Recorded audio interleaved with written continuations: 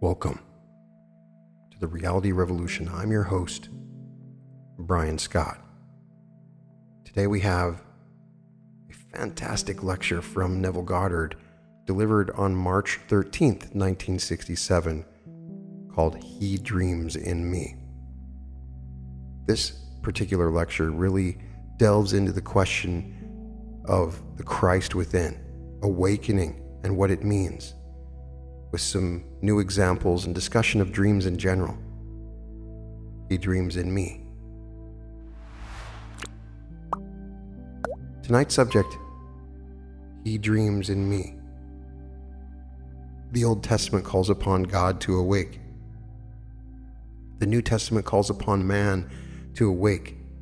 In the 44th Psalm you read, "Rouse thyself, why sleepest thou, O Lord? Awake, do not cast us off forever." Verse 23. Here we are hurled into time-space, and the dreamer is dreaming, and so we feel ourselves enslaved and cast off. The New Testament tells us that God became man, that man may become God, and that he succeeded in awakening in man as man. So we are told in Ephesians, the 5th chapter, awake, calling upon man to awake. Awake, rise from the dead, and Christ shall give you light. Verse 14. Here we are in the world of the dead. They confess, but one did succeed in rising from it. The one was God. So the old calls upon God to awake, and the new calls upon man to awake. So tonight, we will take the two and try to show you who this presence is. It's your own wonderful human imagination. That is God calling upon man to awake. For man is all imagination, and God is man and exists in us and we in him. The eternal body of man is the imagination, and that is God himself. Blake, Annotations to Berkeley and LaCoon. Now let me share with you a few letters that came in this past week. First, I will tell of the one that happened last Tuesday morning.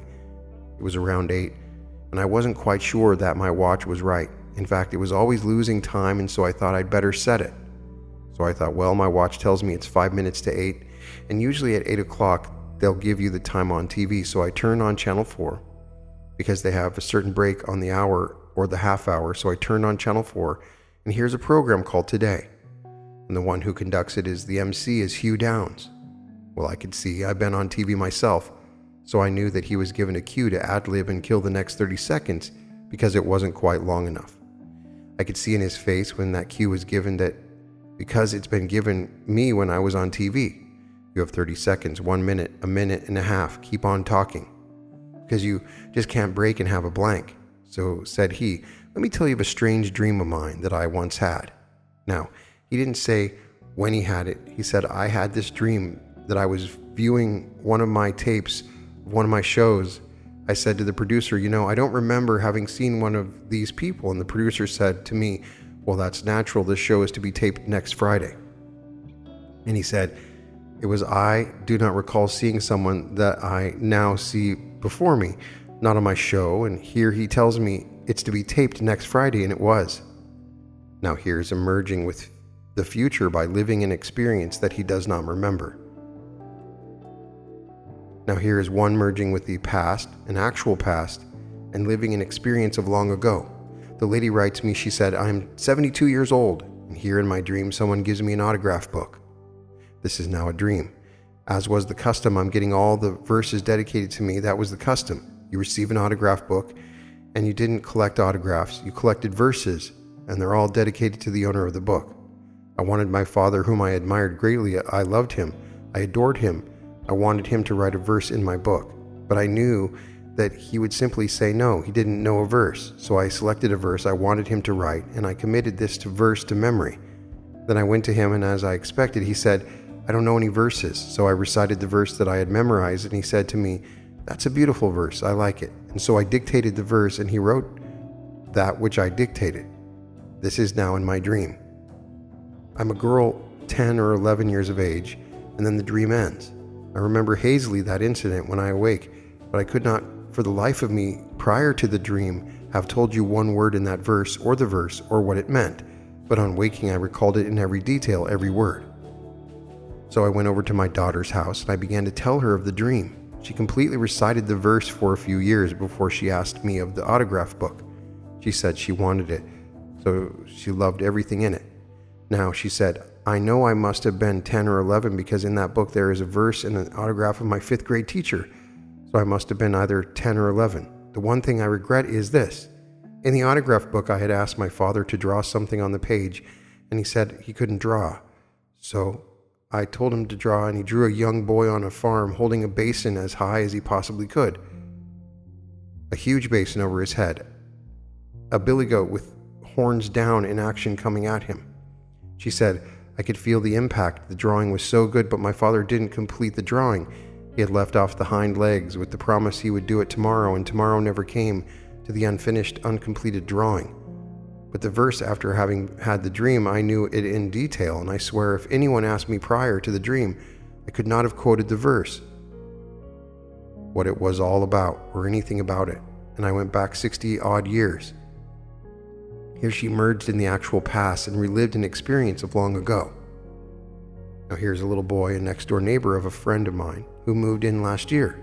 He came over, made himself quite at home, and told her that he'd always known her, and they would never, not in eternity, will they ever cease to know each other. One day she said to him, as he started to describe some incident of long ago, he's only 4 years old, she said, how long ago? He said, looking through the window, you see that bush? The bush is in full bloom, an enormous bush, and he said, as many leaves as on that bush are the years, and I will know you when my head grows and reaches the sky. He comes over and tells her these stories, and this is the one. This is now going into a future state. He started to laugh, and she said, what's so funny? What's wrong? He said, I had a dream, speaking of a dream, but it's so silly that I won't tell you. Well, she coaxed him to tell the dream. No, it's too silly. It's a silly dream. Finally, he was coaxed to the point. He said, well, tell me, do you like to laugh? She said, yes, I do like to laugh, because this is very funny. He said, I had a dream that everything is nothing. Well, she said, what do you mean by that? He said, just that everything is nothing. The toilet paper, nothing. The telephone, nothing. But everything is nothing. She said to him, do you see this right before your eyes? And he said, no, not right before my eyes, but it happened. And she said to him, what did it look like? Just nothing. Everything is nothing. So later on in the day, she said to him, trying to get something out of him, so tell me, what did you dream last night? He said, I told you, that's it. And the book was closed. She said every day that these things happened between this little boy of 4 and herself coming over and bringing these strange experiences of his dreams. Modern man now proves the truth that the entire space-time history of the world is laid out, and we only become aware of increasing portions of it successively, that man can merge with a section of that which is past or future relative to this moment and actually experience that experience. It's all there. He doesn't realize he is now merged with a dream. He hasn't the slightest idea that this is a dream. He wakes in the morning and said, I had the most wonderful dream last night. While he was dreaming, it was to him a reality. He wakes and he reflects, and it isn't real. It's subjective, and this is real. He doesn't realize he is now once more dreaming and merged in this section of time. So his dream is simply something that is subjective and real. While he was experiencing the dream, it was objective and real. If he would only realize that deep of his own being, which is his own wonderful human imagination, is trying to instruct him, trying to persuade him, trying to get him aroused.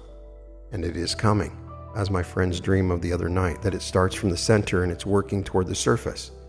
It takes a while for the dreamer in man to awake, to reach that surface. While he is moving towards the surface, he is influencing the surface, your being. When he arrives on the surface, you and he are one. There aren't two, only one.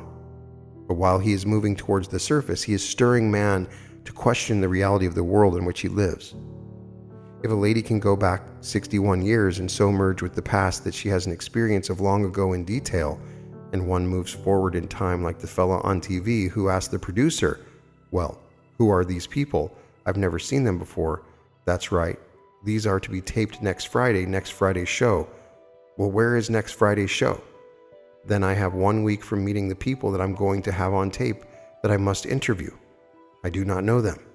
My producer and director, they've gathered together the people. I greet them and carry on these conversations for 2 hours, 5 days a week, And so they're getting all the different people to arrest the attention of the few. And he sees it 1 week in advance. So he asks, then, what is it all about? Is the entire week done? And I can simply tune in on a certain state. Yes, I can modify my present dream, for this is a dream, or I can radically change it. I'm called upon to modify it every day of my life. Modify it. Sometimes you radically change it, as everyone in what is called death, for this is death. We are as dead here as those who have said goodbye to this past week or month or year, who have gone through the gate called death. This is a state of death. We are no more alive here than those that have gone to the cemetery and saw placed into the grave or the crematorium where they are burned into ashes. We are no more alive here than they are now. All is a state of death. And we are dreaming. You and I in the beginning agreed to dream in concert, and no one here that I know of, not here anyway, but no one in the world has violated that agreement. There were those who did not come out, who would not agree to this cruel experiment. That is told us in the 15th chapter of the Gospel of Luke in the form of a parable. He loves the second son. He loved Jacob and he hated Esau. He loved Isaac and he banished Ishmael. He always wanted the second son. So the second son goes into the world of death and becomes a slave, and he hungers when he comes to his senses. He awakes and remembers the father who had everything, and he returns to his father. The father gave him the ring, the robe, and then killed the fatted calf, and had a huge feast for the one who had returned. And when the first one who did not go out complained, he said, all that I have is yours, but this is your brother was dead, and he's alive again. He was lost, and he's found. Luke 15:32. So you and I are the gods in the beginning who agreed to dream in concert, and I tell you, we have not violated it. Now let me share with you a vision of one who wrote me this last week too. It's unsigned, but I take it to be that of a lady, but it's unsigned. I received many letters, or my wife received them. This is one that was not signed. I hope you are present. But in it you said, this is not a dream. I was awake and looking at fish in a pond that we have, and here are the fish. I was thinking of nothing in particular. Then I heard a masculine voice, and the voice said, you have run the race. You have fought the good fight. Here she is quoting now, not in the right person, but she's quoting Paul's letter, his second letter to Timothy, the very end of the race. You have run the race. You have fought the good fight. You have kept the faith. 4:7. That night as I was falling asleep, a voice came from within me, and the pronoun is changed now, and the voice is saying from within me, I have run the race. I have fought the good fight. I have kept the faith. Certainly you've kept the faith, and with that experience, you are at the end of the journey. The faith is a faith we made in the beginning. Listen to these words. Among you stands one whom you do not know. The word translated among is the Greek, meaning literally radiating from within. So radiating from within stands one whom you do not know. The word translated stands means a covenant. It stands in continual covenant, and you've kept the faith. You did not turn until you ran the race. You finished the race, and what a fight it has been. So I tell you, we suffer because we are sharers in creation's cruel dream. But we began it. In the beginning, you and I agreed to it. We agreed as the gods in Scripture. We are the Elohim, who came down into the world of death, and we entered death's door, the human skull. We laid down in that grave of man and dreamed that we are men. We are actually dreaming that we are men, assuming all the limitations of a man, all the weaknesses, everything concerning man. And one day we awake and we are man with the power that was ours prior to entering death's door, the human skull. Now here, you can try it. I ask you to experiment. You will die. There is no final death, none whatsoever. This is death. There is no final death. Forget it. You and I are heirs to the universe. All of us joint heirs with the being that we form as one being called the Lord. There is no final death. So here I ask you to experiment and try it in this way. I said everything is. There isn't a thing that you could imagine but what it is. Eternity exists, and all things in eternity, independent of creation. Whatever you create, it all exists. And you do it by an adjustment. You do it by identifying yourself with the state that you want to dream into objective reality. And here, just as the lady did, she simply slipped into an actual section of her past and relived it, just as though it's taking place for the first time. She's dictating to her father, and she doesn't remember she ever did this before. She's telling him word for word, just as she did 60-odd years ago. There is no memory that she did it before until she awakes. She awakes here to remember she had done that before. She's still in the world of dreams. She's now 72. She's still dreaming as you are dreaming, and we're all dreaming in this world until we awake. So I say advisedly, he dreams in us. Your own wonderful human imagination. Rouse thyself, said the psalmist. And this is the 44th Psalm, and it's a maskil, which means a special instruction, something that is a very serious instruction. It is a maskil of the sons of Korah, and Korah means the one who really shaves himself, his head. In other words, he takes off the hair of his head, as some of our priests will do today, implying that they really have certain divine instructions that others do not possess. They'll take it off back, and then many a person in the Oriental world will shave the head, the mountain. So the word maskil means one who actually does it to himself, and it's a special instruction. Korah is the one who does it to himself, and maskil is a special instruction. So here, rouse thyself. Why sleepest thou, O Lord? Awake. Do not cast us off forever. Verse 23, as though I'm cast off. Now listen to the words of one who claims, I'll go along with him 100%, that he did not write this poem. It was dictated by the brothers on high, those who preceded him in the waking, forming now the brothers who are waiting for everyone to return. He begins this poem in this manner. It's called Jerusalem. The one of whom I speak is Blake. He said, awake, awake, O sleepers of the land of shadows, awake. Expand. I am in you and you in me, mutual in love divine. I am not a God far off. I am a brother and friend. Within your own bosoms I reside, and you reside in me. Lo, we are one, forgiving all evil, not seeking recompense. Jerusalem chapter 1. Then he tells us that you and I turned down and turned away from the appeal and turned down the valleys of dark. So they are called here. In the beginning of the poem, he claims came through him what should have taken a lifetime. It came in no time flat, 100 pages. You couldn't buy the original today for any money that you may have. We speak of these paintings today bringing 2 million, 3 million, 5 million. You could not buy an original Blake for any money that you possess.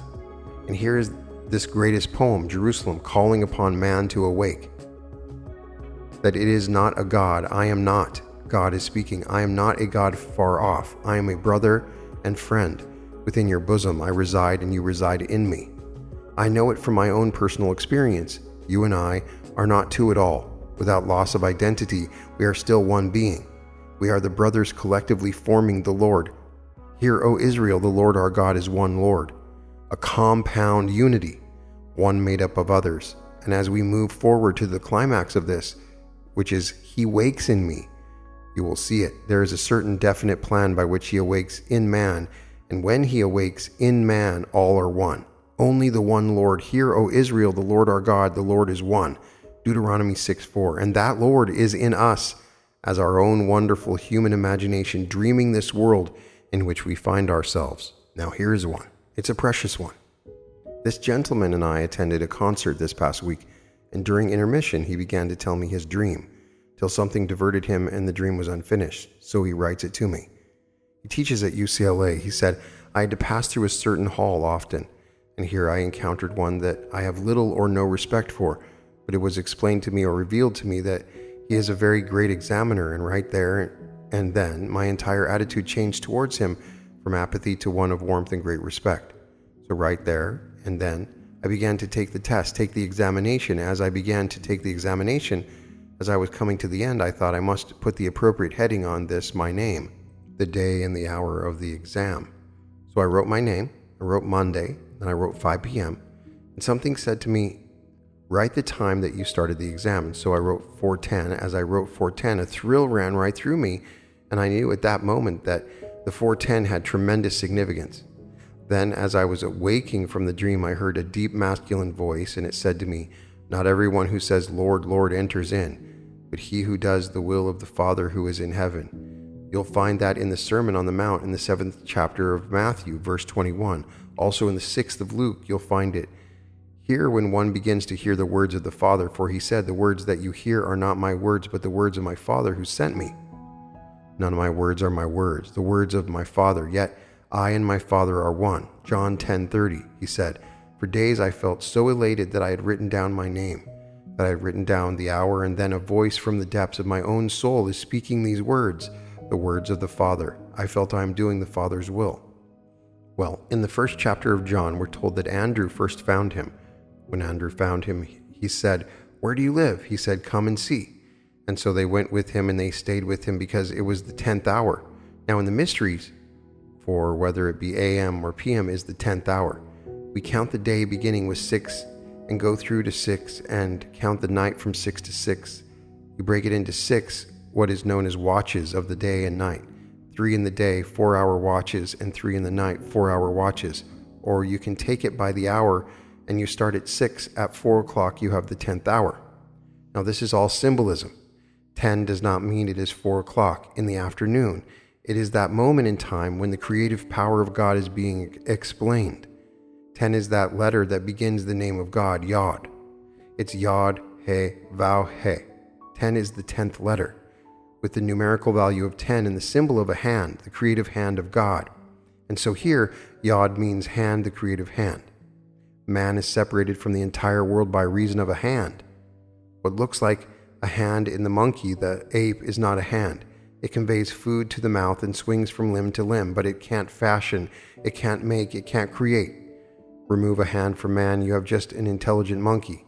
That's all it would be. But give a man a hand and you have a creator. You have one formed in the image of his Father, that is God. And so here the creative power is being revealed to you. It was the 10th hour when he began this test. And so he didn't like this being in the beginning. It's only a symbol of what he didn't like in this world. This is the world that I dislike, but it becomes now a great examiner. It tests my ability to overcome it. It tests my ability to modify it or to radically change it. All summarized in what I disliked as the examiner, one person. Not the being who was moving through the same place. Who this one is, I don't know. He may also be an instructor, a professor, a teacher, or maybe he's a student. I do not know. He never told me, but he only symbolizes that which was something to him that he disliked. And now he finds in this world in which we live a great examiner. It challenges my ability to overcome it and to move it and modify it and change it, for here is the hand. When he begins that work, it was 4:10. Going over my notes, I recall that last October, the 23rd, in my dream at 9, I was teaching as I'm teaching here. Then I looked at my wristwatch to find it was 4:10, so I continued talking and completed the Word of God. Then what seemed to me about an hour, I looked at my watch again. It was 4:10, and I concluded that my watch had stopped. And then I awoke to find I didn't have my watch on me. It wasn't 4:10 in the morning, and my watch was elsewhere. Here was the vivid experience of a duplicate dream, and we're told in Scripture if the dream repeats itself, it means that the thing is fixed and the Lord shall bring it to pass, and bring it to pass shortly. So here, the creative power is unfolding in him. Now he knows his own wonderful human imagination is this power. It is God. That is the grand I amness in man, and all things are possible to God. Now the challenge is his. Let him take it now. Whatever he wants just simply is. Whatever you want is. The thing is now to adjust to it, to adjust to that state until the dream becomes so alive within you, it objectifies itself in this world. For my subjective dream, when I'm having it, is objective. This, had I reflected upon this while I had a dream last night, this would have been subjective. When I awaken in this, and I am once more merged in this section of the dream, this seems the only reality. I fall asleep and take this off, and I am merged in another section of the dream, and that seems the only reality. So what is the reality? The whole vast world is all finished, and you and I are merged in a dream, and we are waking from the dream. The day will come, I hope it isn't far. I know in his case, in the lady's case, she finished the race, for she could not have heard these words. Here, it is not even what is called the sleeping dream. This is the waking dream. She's watching fish, the symbol of the Christians of the world. There were many fish, and the fish has always symbolized Christians, those who accepted the gospel of salvation. So they are calling upon themselves to awaken rather than calling upon a God other than themselves to awaken. So in the Old Testament, Psalm 44:23, we have, "Rouse thyself. Why sleepest thou, O God? Do not cast us off forever. Awake in the new we find. Awake, you sleeper, and rise from the dead." Ephesians 5:14. The address now is to man. In the old, it was to God. Now God becomes man that man may become God. So as man, the plea now is to man to awaken. Well, you'll find who he is. As you begin to test the creative power, you'll find who you are. And with all of these passages of Scripture coming to you in audible form, you'll find yourself moving into the complete fulfillment of the story of Jesus Christ. Everyone will, because everyone here has kept the faith. No one walking the face of the earth has broken it. If you had broken it, you would not be here. But no one comes down and violates that agreement. You and I agreed in the beginning to dream in concert, and we entered death's door, the human skull, and came into the world of death. And here we remain in the world of death, dreaming this dream of life. One day you will awaken, as the poet said. He has awakened from the dream of life. 'Tis we who lost in stormy visions keep with phantoms the unprofitable strife. Shelley. So we are still lost in it until we awaken from the dream of life, which is in the world of death. So here he dreams in me, and I can catch him anytime if I am alert, for he steals into my conscious mind, least disguised in the form of creative fancy. I sit down and I think of a friend, and I catch this wonderful moving being acting in me, making mental images of my friend, and there I catch him, his creative act. The God of the universe is really one with the own wonderful human imagination, and he works in the depths of all of us, underlying all of our faculties, including perception. Then suddenly you find him moving into the surface mind in the form of creative fancy. When you actually think of someone and you're going to paint what you see, yet you see it so vividly, and this is how you catch him and discover who God really is, all in you.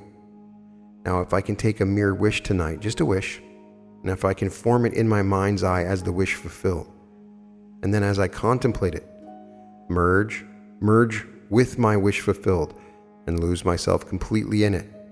And then while I'm in it, it is taking on objective tones and all the sensory tones of reality, so it seems now to be the only reality. Then I break it and return once more merged in this section of the dream, and reflect upon it, and then I know exactly what I did. Now, formerly, I would have said, "Oh well, that was just a wonderful vivid experience like a dream or some grand hallucination," but having experienced how it works, I am confident that no power on earth or in the universe can stop it from objectifying, and so I rest in confidence it will objectify. Now I keep the Sabbath. I enter the seventh day, for that was my sixth day, my creative act. And when I come out knowing what I did and judged it good and very good, then I keep the Sabbath. And therefore I do not labor to add to it or take from it. It's going to happen just as I judged it as good and very good. When it comes into the world and once more forms itself within my present dream world, I will relate to that experience. So I planted it in confidence. I have kept the Sabbath, and when the whole thing appears in my world, for the Sabbath is simply that moment when one does not make any effort to make it so, because you did it and you know it is so. You try it. May I tell you, it is the most thrilling experience to merge with the dream. It begins with a daydream. You merge with it, and it ceases to be a daydream. It becomes an objective fact. It is real. I know this, trying, just waiting, and everything will seem to fall right into part of what you are dreaming. You will merge with it. Something peculiar happens in you, and you merge with it.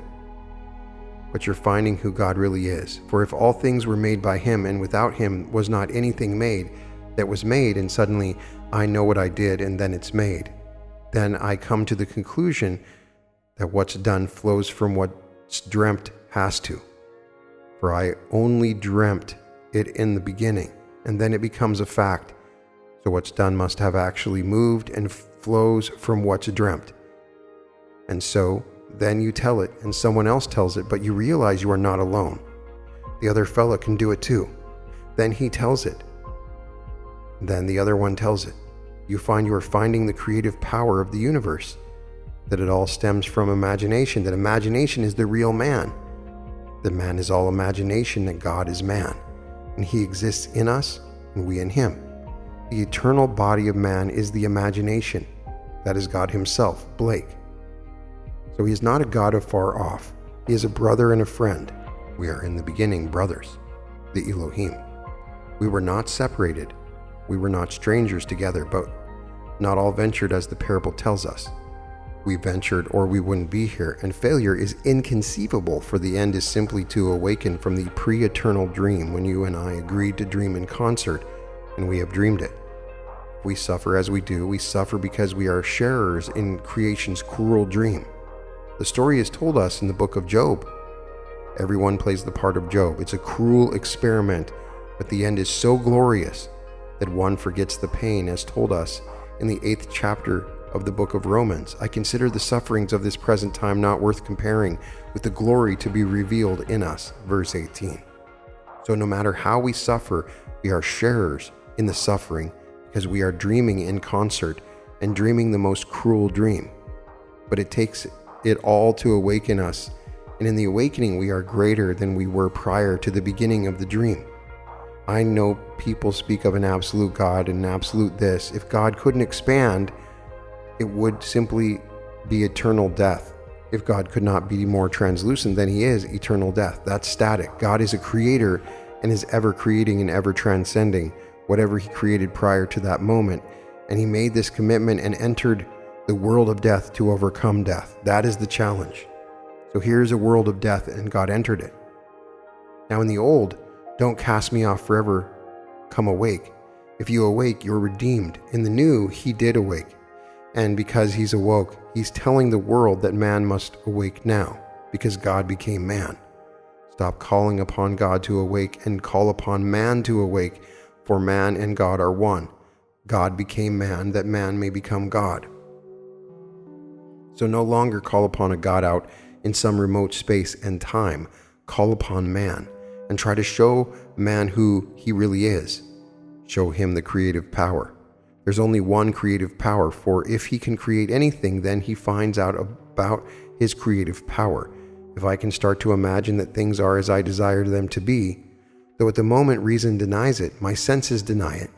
And if I can lose myself in that end, just as though it were true, and feel the thrill of that accomplishment, and then rest in comfort and in confidence that it is done, then things quickly reshuffle themselves, and it is done.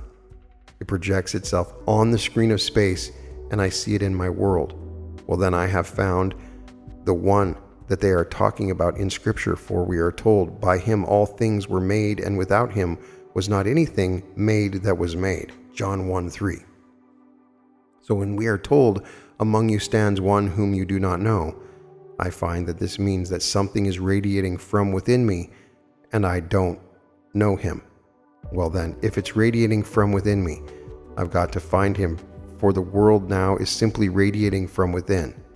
Well, if something is radiating from within me, I've got to find that something. Now it's a person, we are told, for you are told, among you stands one whom you do not know. It's not an impersonal force, it's a person. Well, I must find the person in me. Well, then I experiment, and finally I find that he's myself. This is not another. I'm a person, and I find what I do, and I see what results are. Well, then I have found him. So I found him, of whom Moses and the law and the prophets wrote. Jesus of Nazareth, the son of Joseph, found him. So he isn't another at all. The Christ in you is the hope of glory. Do you not realize that Jesus Christ is in you? That's what the apostle asks him in the 13th chapter, 2 Corinthians verse 5.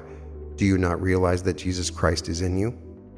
Well, ask that of anyone in the world. And if they are brutally honest with themselves, the chances are, if they had not experienced it, they will tell you, no, I don't know that at all. I've read it in the Bible and I've heard from the pulpit, but I'm quite sure my minister doesn't know it. I'm quite sure that the so-called holy man doesn't know him, and so why should I know him? I do not know that he's in me at all. Yet here are the words, a challenge. Do you not realize that Jesus Christ is in you? Well then, if he's in me, and this is the one spoken of, the one who radiates from within me, of whom I am unaware, well then, let me find him. And if by him all things are made, and without him not anything made that is made, even the bad, and so I will find him, even if it's the bad, because the Maker discovers himself even in what is made in some strange, ugly manner. If I made it, I could find the Maker. So make some horrible thing in my world and let me find the Maker, for there's only one Maker. For if by him all things are made, well then, I'm going to find him.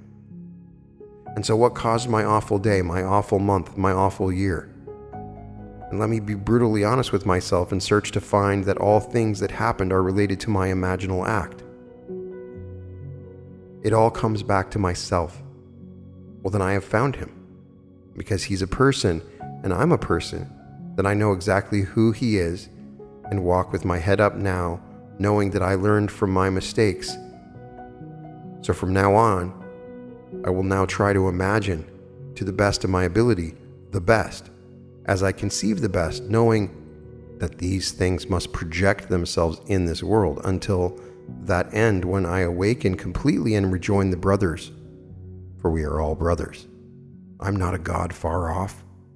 I'm a brother and a friend. Within your bosom I reside. You reside in me. Lo, we are one, forgiving all evil and seeking no recompense. Blake, Jerusalem, Plate 4. For if we are one, why would I make an aspect of myself suffer by demanding recompense? Would I not forgive all? And then the cry on the cross, forgive them, Father, for they know not what they do. Luke 23:34. So here, I tell you the God that men worship dreams in man as man's own wonderful human imagination. And test it. Just put him to the test.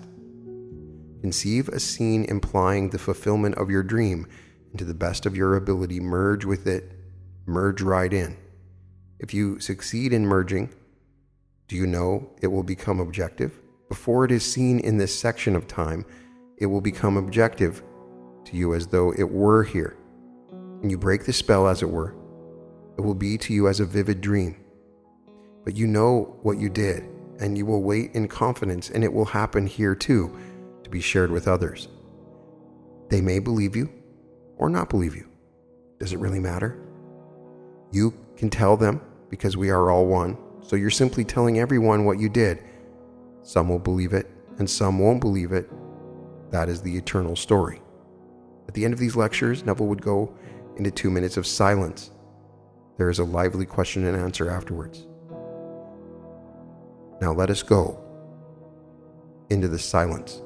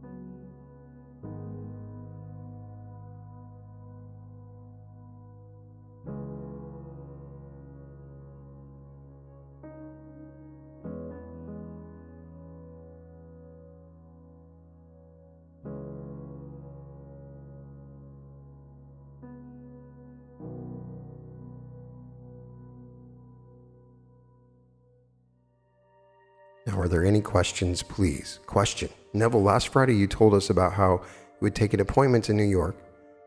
You take one case and then go to the next. Did you have any specific technique other than what you've already taught us?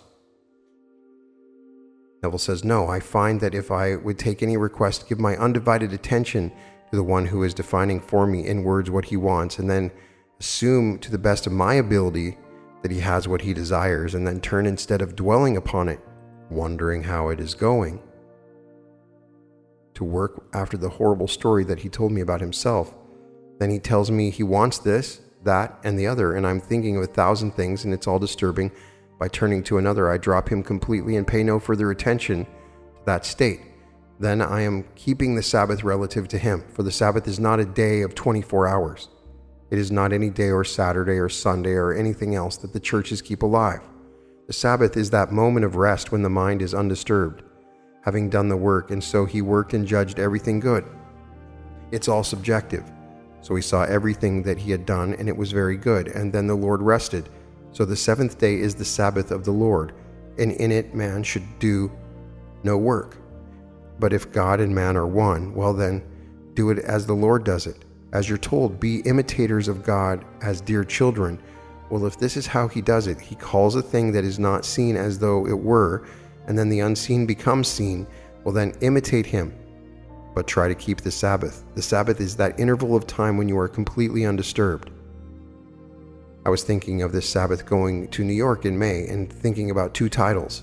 I thought, well now, the word Sabbath is not an appealing title for people because it means, well, they go to church on Sunday or they go to church on Saturday, and so what? Who's going to talk about the Sabbath? I said to my wife, and I meant it at the moment quite seriously. She thought it was a joke. I said, no, I'm kidding. You put down mystical pregnancy or a creative pregnancy. We get the word pregnancy in it. It's a pregnant state, so that you create. It's a creative act, and the Sabbath part is part of the creative act. And so I create in my mind's eye.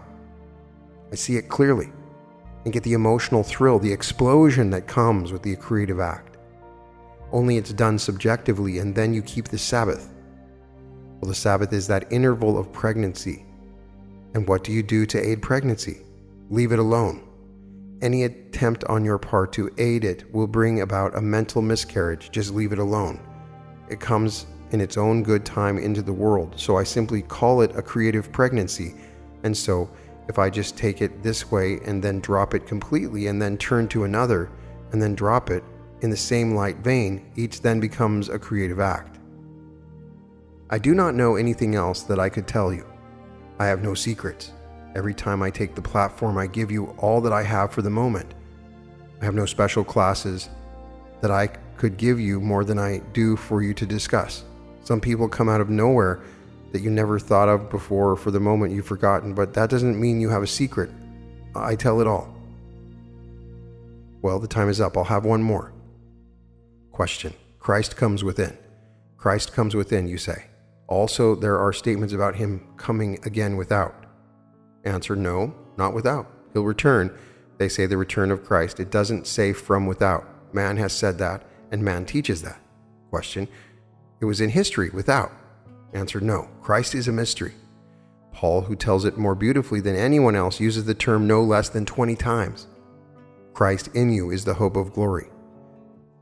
I tell you a mystery, he says. Then he tells us in his letter to Timothy, he said, great indeed is the mystery of our religion. Well, it certainly isn't history if it's a mystery. There's nothing mysterious about the most cruel events in history. In secular history, it's all recorded. But when it comes to mystery, well then, it can't be secular history. There is no secular history in the scriptures. It's divine history. It's completely and totally supernatural. Question, you mean to tell me that Christ was not a human being? Answer, Christ is the only human being. Question, but I mean in our drama, the dream we're in right now. He was a human being in history in our dream. Well, if one wants to believe that a certain individual came in a unique way from a woman who did not know a man and was born in that manner, well, I say no. That is not the Christ of Scripture. Christ in you, and there never was another Christ. Christ in you is the hope of glory. He has to awaken and be born in you, and he is, at the end of the journey, where you can say, and the voice comes from the depths of your soul. You don't say it consciously. I didn't read it and repeat it consciously, but when I'm hearing it coming from within me, I have finished the race, I have kept the faith. Question: I'm not talking about a personal situation. I'm talking about a historical person who was crucified. Neville says, no, the crucifixion is not that. I can tell you from my own personal experience, it's the most glorious experience in the world. It transcends all thrill that man has ever had. The crucifixion. I know it from experience. I'm not nailed to any cross. This body is the cross. And when I was nailed to it, it was the most thrilling experience in the world. Vortices nailed me here. No iron nail or wooden peg, but vortices. My hands, my feet, my head, my side. And what a thrill beyond the wildest dream of man. And everyone has been nailed that way, but he's forgotten it. This was the night of my remembering it. This was not the actual thing, this was the remembered. I actually went back and merged with that event in eternity, where I was nailed as I was then. As you're told in Scripture, we have been, listen to the tense, we have been crucified with Christ. If we have been united with him in a death like his, that's past. Now comes the future. We shall be united with him in a resurrection like his. Romans 6:5. But he's called the first fruits. Christ to me is the cosmic Christ, not a little individual. It's the cosmic Christ that is buried in every child born of woman. And out of one comes the first fruit of those who slept. But it doesn't differ from the second and the third and the last. For he's made to say, I am the beginning and the end. I'm the first and the last. I'm the Alpha and the Omega. So here I speak only of the cosmic Christ. But you're denying the historical process, which is God's creative way of doing it. Neville says, I'm not denying that historical process any more than I'm a man called Neville who has had the experience, but I'm not. My historical life in the world of Caesar has not a thing to do the mysteries. That I was born where I was born, that I've gone through the mill as I've gone through the mill, that I've done the things that I've done, some of which I'm ashamed, some of which I'm proud. This historical thing called Neville hasn't a thing to do with the Christ of which I speak. I am speaking of a cosmic Christ buried in every man, and in every man the identical experiences as recorded in the Gospels he's experienced. But it hasn't a thing to do with any little thing called Neville or John Brown or any other person in the world. These little masks mean nothing. What is taking place in us, and it's the cosmic Christ unfolding and awakening in us. The historical Jesus Christ, let the world believe in it. But as the poet said, truth embodied in a tale shall enter in at lowly doors, so that it's told in the form of a story to capture the imagination of man, because man cannot think in these depths without a story. So it's told in the form of a story. But may I tell you, I am Mary, and birth to God must give, if I in blessedness for now and evermore would live. Question: to me you don't look like Mary. But I am. You are Mary too. Question: Christ in me just doesn't jive. Neville says, the Mary of Scripture is your own wonderful upper room, as it were, as told to you so clearly in Scripture. Read it in Paul's letter to the Galatians. There are two. There's the woman from below who bears us into slavery, and the one from above who bears us into freedom. He names the two. One he calls the Jerusalem above, which is Sarah, and the Jerusalem below, which is Hagar. He tells you it is an allegory. Well, what is an allegory? An allegory is a tale which conveys a profound truth, leaving the reader or the hearer of the allegory to discover the vehicle that is fiction and learn its meaning. Well, if it's an allegory, then how can I go back and read the story of Abraham and Sarah as secular when here the interpreter of the grand word tells us it's an allegory? If Abraham and Sarah are allegories, and they are in the genealogy of Jesus Christ, and they are allegories, what is Jesus Christ? If I take the genealogy as given us in 2 books of Matthew and Luke, and I go back to the beginning, what is Abraham? And this concludes He Dreams in Me by Neville Goddard. There's a lot that we could talk about here, but running through this is this idea that, first of all, that we are in an illusion, that we are dreaming, that we are entering into different aspects of the dream in incarnation. So all of Earth, for its entire history from beginning to end, is a single dream. and we're just entering into a different aspect of the dream. When we're dreaming, we're still dreaming, and we're waking, it's a waking dream. And he explains the dynamics of this through this lecture. So it's important to understand that we are dreaming, and that's all that's happening. I really found the question and answers pretty lively at the end. They were really questioning Neville about whether the Christ is in you or if there's historical Jesus. And I'm sure that he had those questions all the time. My question to you is, what do you believe? Do you believe there was a historical Jesus? There's lots of different interpretations of this. There are certainly historical documents and evidence that can show that there was a being who perhaps was named Jesus Christ, as the Law of One material claims there was Yeshua. But Neville's saying it doesn't matter, it's not important. We don't need to concern ourselves with the historical accuracy of it, whether it's true or not. That all of this is an allegory, that all of this is symbolic, that Abraham or Sarah are characters that are you, that everything in the Bible is just symbolic of you or different states of you, and you are awakening. I also love it when Neville talks about we as being the brothers of the Elohim, and he always talks about the compound unity. We don't discuss that enough, but imagine that we are one being, but we are each individually conscious. Is it possible? What does that mean?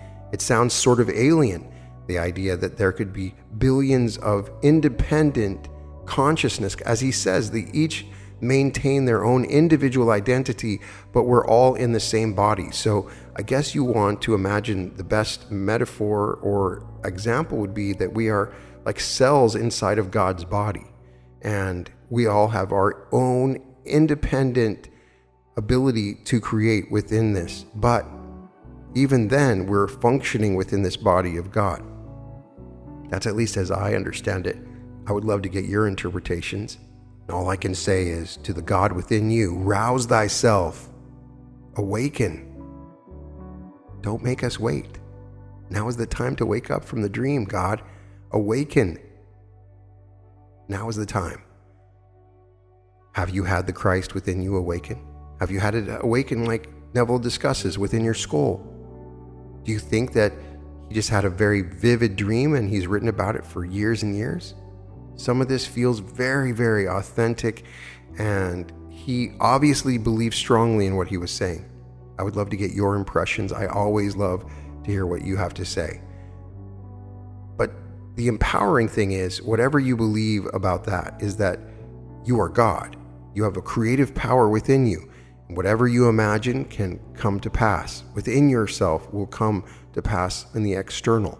And that is the thing that can convince you that you are one of the Elohim, or you are God, or within this body of God, you have the power of God. So that is the thing that can truly prove it to you. And you can prove it by experimenting with your imagination, going into your imagination and turning a wish, something that you want, into something that is fulfilled. I know many, many people have had this happen. And once it does, it kind of changes your perspective of these teachings. You might just say, well, it's just the law of attraction anyway, but maybe not. I think there's more to it than that, and the way that he discusses it.